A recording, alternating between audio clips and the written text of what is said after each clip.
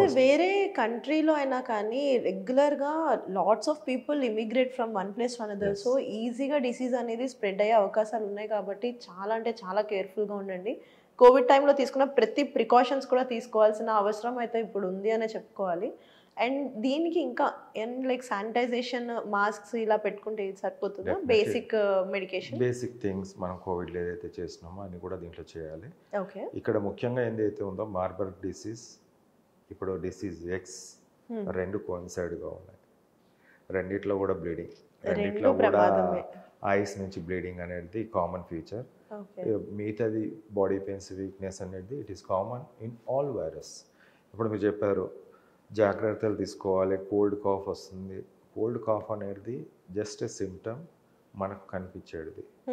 కానీ weakness patient చెప్తే కానీ తెలియదు. ఎన్ని బాడీ పెయిన్స్, ఈ కాఫ్, కోల్డ్, 1-2 days ఫీవర్ ఉంది అన్నప్పుడు డెఫినెట్లీ వీక్నెస్, బాడీ పెయిన్స్ అనేది ఉంటే ఇది 100% వైరల్ ఇన్ఫెక్షన్. ఓకే. దాంట్లో కోవిడ్ అయి ఉండొచ్చు. కోవిడ్లో 2 రోజులు జ్వరం, ఓన్లీ 2 days తర్వాత నువ్వు యాంటీబయాటిక్స్ వేసుకోకుండా లేకుంటే పారాసిటమాల్ వేసుకుంటే తగ్గిపోతుంది. స్టిల్ ఇంకా కోవిడ్ Yes, రన్నింగ్ ఉందంటారా? it's running. ఓకే. కానీ అప్పుడు అంత భయంకరంగా ఇప్పుడు లేదు. అంటే టెస్టింగ్ చేసుకోవట్లేదు కదా. ఓకే. మన కోవిడ్ అనేసరికి అందరు కూడా చాలామంది ఏంటంటే ఇప్పుడు లైక్ కామన్ ఫ్లూ అయిపోయింది, ఈమె ఏది ఉందిలే అన్నట్టు ఒక ఫీలింగ్. కానీ స్టిల్ లంగ్ ఇన్ఫెక్ట్ అయ్యి లంగ్ డ్యామేజ్ చేసిన కేసులు నేను చూశాను. ఓకే. అంటే ఎంత జాగ్రత్త ఉండాలనేది తెలుసుకోండి ఫస్ట్. కంపల్సరీ లంగ్ డ్యామేజ్ అనేది ఉంది కొంతమందిలో.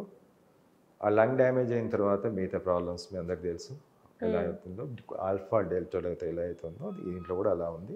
రాబోయే రోజుల్లో అలాంటి వచ్చే ఛాన్సెస్ కూడా ఉన్నాయి. ఎందుకంటే ఇది కౌంటర్గా నేను ఆంధ్రాలో ఉన్న ఫ్రెండ్ మాట్లాడినప్పుడు అక్కడ 7 cases lung infected, lung damage అయింది. ఆల్ఫా డెల్టాలో మనకు ఊపిరితిత్తులకు ఎట్లయితే ఎఫెక్ట్ అయిందో అక్కడ 7 cases.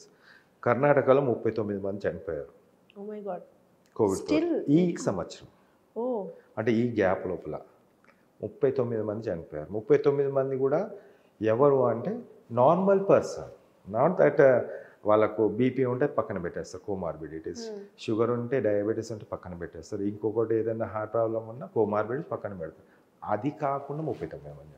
ఓకే. సో నార్మల్గా అంతా ఓకే అనుకున్న పీపుల్కే ఎక్కువ ఎఫెక్ట్ అయింది ఇప్పుడు. ఓకే. అంటే ఇప్పుడు మీరు అనొచ్చు మరి కోవిడే లేదు కదా ఇవన్నీ ఎట్లా చనిపోతుంది.